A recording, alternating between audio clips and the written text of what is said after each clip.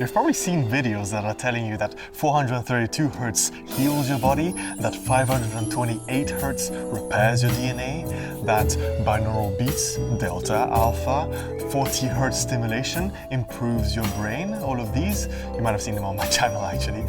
Well, let's actually dig deeper into this. Let's explore today which are actually supported by the science, which seem promising but are still early in terms of the evidence, and which are claiming things that are ahead of the scientific evidence. So today I'm going to be ranking the top 10 healing frequencies on whether they are supported by evidence as number 1 or overhyped as number 10. My name is Leonardo. I'm a PhD student researching the intersections between music therapy, sleep, and neurobiology. And as usual, I'm not here to kill the magic. I'm just trying to ask what feels magical and what actually has a mechanism behind it. So the way I'm going to rank these is whether it is real, so there's an actual solid scientific evidence that supports that frequency, whether it's a maybe, so that's promising but it's early evidence, there's not a lot of research about it, and if it's a hype, so it's claiming things that are not scientifically evidenced as of yet. Number 10, 100 Hz to 250 Hz binaural carrier tones. So these are frequencies that are used in binaural beats, and actually the evidence is not supporting specific frequency, whether it's 100 or 150 or 200 Hertz. What is actually important in binaural beats is the difference between, there's a crow there, the difference between the two frequencies that you're hearing in each ear. This is the binaural beat frequency. So for instance, if you have a difference of 6 Hertz, you're playing 206 Hertz here and 200 Hertz here. The 6 Hertz difference is this phantom sound that your brain will be recreating, and that is the binaural beat. Now, whether it's 150 Hertz here, 156, 100 Hertz, 106, you get the picture. This is a matter of comfort and taste, actually.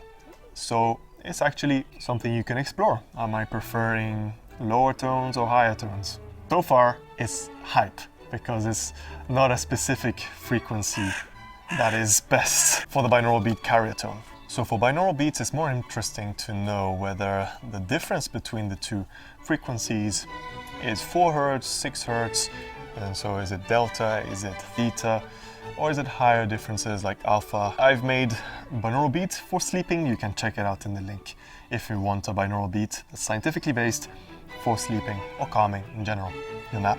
In number 9, 440 Hz tuning is dangerous and harmful. This is hype. 440 Hz, I did a brief history of it, a short history, you can check out the video. It's just a tuning convention that musicians use so that they can play together in harmony. It's because all these different instruments, guitars, you have bass, you have violins, the whole orchestra, they need to be playing with a similar reference of audible frequencies. So 440 Hz is referring to the note A or La above the middle C on a piano, so C or Do. And you've probably seen popular claims that 440 Hz is toxic, is aggressive, is harmful, was invented by the Nazis. Look, this was a convention that over the years was established. Check out the video I did. Music is not just one number. It's not dependent on whether it's tuned in 440 Hz. There are many other things that contribute to whether the music is sounding aggressive and harmful. Maybe the music is too loud, maybe it's played too fast, maybe it's too bright, maybe it's too unpredictable, the musical changes, or maybe it's emotionally overstimulating, the lyrics are too strong, it's too much for you at that moment. Music is not just a reference tuning. It's tempo, it's volume, it's harmony, it's rhythm, it's melody, it's singing lyrics, instruments, expectations, and of course personal preference. 440 Hz is harmful, is hype. At number 8, 528 Hz is a repair DNA frequency tone. This is a weak maybe. There's only 2 studies, and the evidence is coming from cell culture study and a rodent, like a rat animal study. And okay, it's interesting to see that playing the specific sound wave allowed for cells to live for longer, so 20% higher viability when those cells were living inside of ethanol, basically alcohol. The other one is about rodents showing different effects on brain testosterone when they're affected at different 528 Hz intensities. Now, extrapolating these two from rats and cells that are isolated, not within an organ, not within a body system, immune system, etc., and saying that this generalizes to humans, repairs DNA, is love frequency, is the transformation frequency, it's the big jump. So it's interesting to see that, but is it only 520 Hz that helps cells? Maybe there are better frequencies for that purpose, and that is another field of research. Weak, but maybe. At number 7, it's the Schumann frequency, 7.83 Hz. So the Schumann frequency is an actual phenomenon. It's a resonating electromagnetic frequency around the Earth radius, or atmosphere, specifically the Earth's ionosphere. It is a very fascinating frequency because it's in the range of brain waves, so of alpha brainwaves, for instance, and theta brainwaves. However, the key aspect here is that the Schumann frequency is an electromagnetic frequency at the level of the ionosphere, which is super high. It's not at all at our level. Even if I'm tall, I'm not that close. Whereas a YouTube audio track is an audio sound frequency, so it's not at all the same. Electromagnetic versus audio. There have been some interesting studies of stimulating electromagnetically cells at that frequency, but honestly, this relationship to audio is a bit weak here. Speculatively, maybe, but it's a speculative one. There's no audio evidence about it. In terms of a physical phenomenon, yes, it exists, but it's very variable. It's not set at 7.83. At number 6, 432 Hz is a healing frequency. This is a bit of a nuance. There's one study that I went in depth in this other video, which is showing that 432 Hz, when compared to the same music in 440 Hz, is reducing heart rate and anxiety in the participants and listeners, which is an interesting finding. There's only one finding, so it's a weak amount of evidence. Now, the fact that this was shown does not prove that 432 Hz is a healing frequency. It actually may be the fact that it's lowered. So the whole music is at a lower frequency, meaning that it feels warmer, slightly more relaxing. So yes, it's a maybe for 432 Hz for relaxation, because that can also be a preference aspect, that you want a more warmer sounding, lower sounding thing. And for sleeping, more warm sounding, lower frequency sounds are very important. Brighter sounds are more alerting. So it depends on the purpose as well. But 432 Hz as a healing frequency, that's hype. There's no evidence for that. At number 5, 40 Hz gamma stimulation for Alzheimer's disease. Now, this is a strong maybe, scientifically evidenced, not only showing that visual and sensory or sound stimulation at 40 Hz in rats show improvements in their brain in terms of Alzheimer's symptoms, neurobiological symptoms. There's also human clinical trials that are showing improvements in Alzheimer's brain. And this is an ongoing research field showing promising results for helping Alzheimer's disease. Now, it's not yet a clinical treatment, but it can be a good supporting dementia care. At number 5, this is looking promising. And you can check out my explanation about 40 Hz here, or even have a listen at the 40 Hz sound that I created using the science. At number 4, delta binaural beats. So this means binaural beats between 1 and 4 Hz. The evidence is quite real, but mixed and not that much.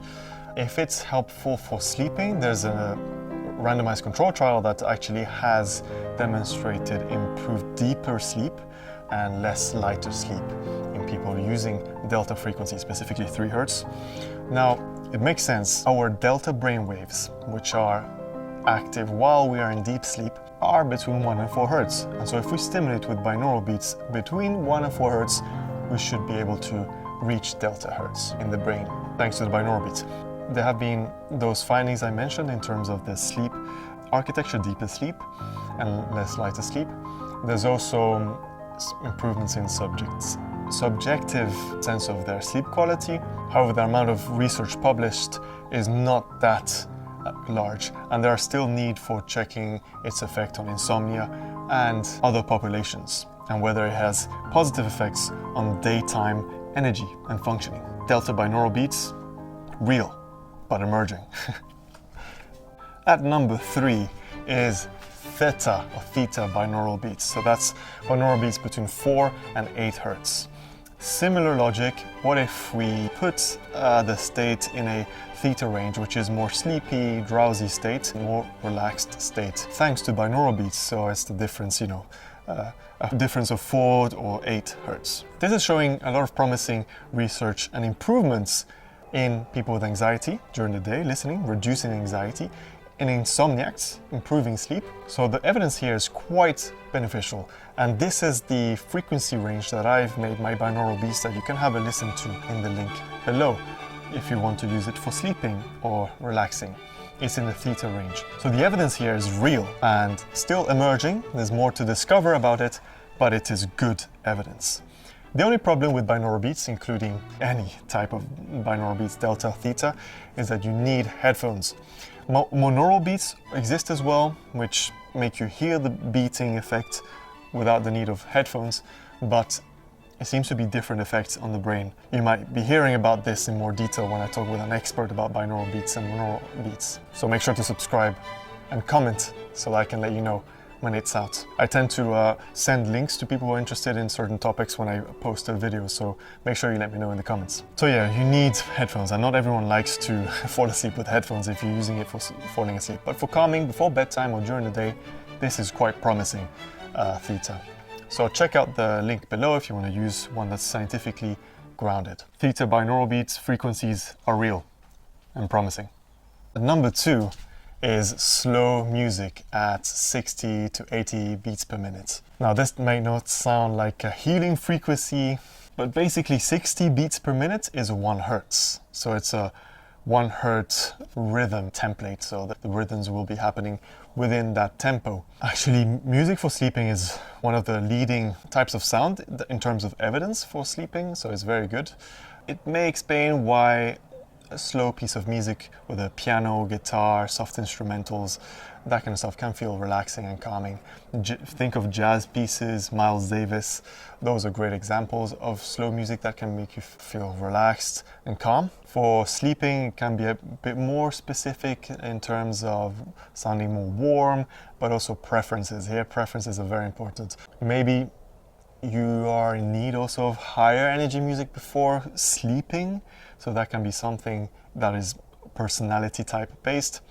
But slow music is showing good evidence. This is real. And at number 1, it is 0.1 Hz frequency breathing. Yes, this is a very well evidenced frequency, and maybe even slower frequencies even better to really relax your nervous system, sympathetic and parasympathetic balancing, or in other words, increasing your heart rate variability. What does it mean?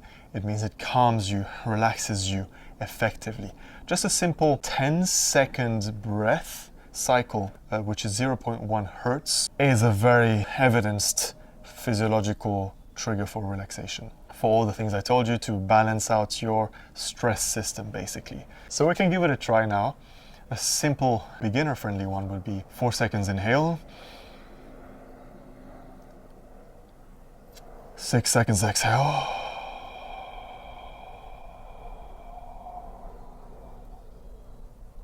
repeat.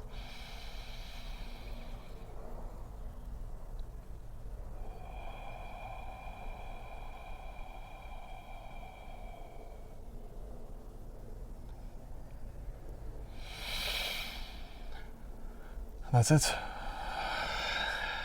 Do it for a minute. That's 6 breaths per minute. Give it a try before bedtime, anytime. So I'm gonna have to finish this video very quickly before the werewolves come and eat me. Had to check in case. But we've seen top 10 healing frequencies, and the best one is actually slow breathing, slow music, binaural beats, specific ranges.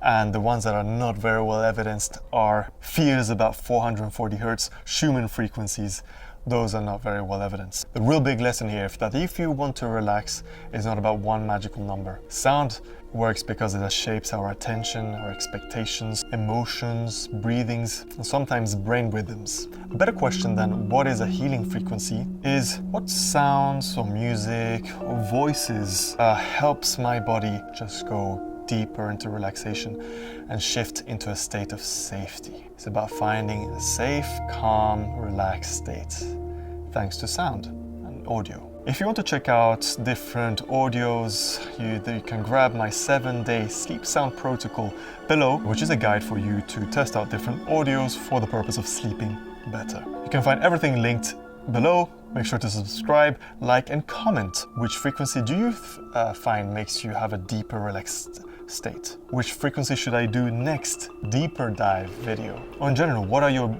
pressing questions about music, science, sleep, audio science? I love to read your messages. Leonardo out here trying to help you out, giving you my best informed takes on the sleep and calming audio science. Sunset records off.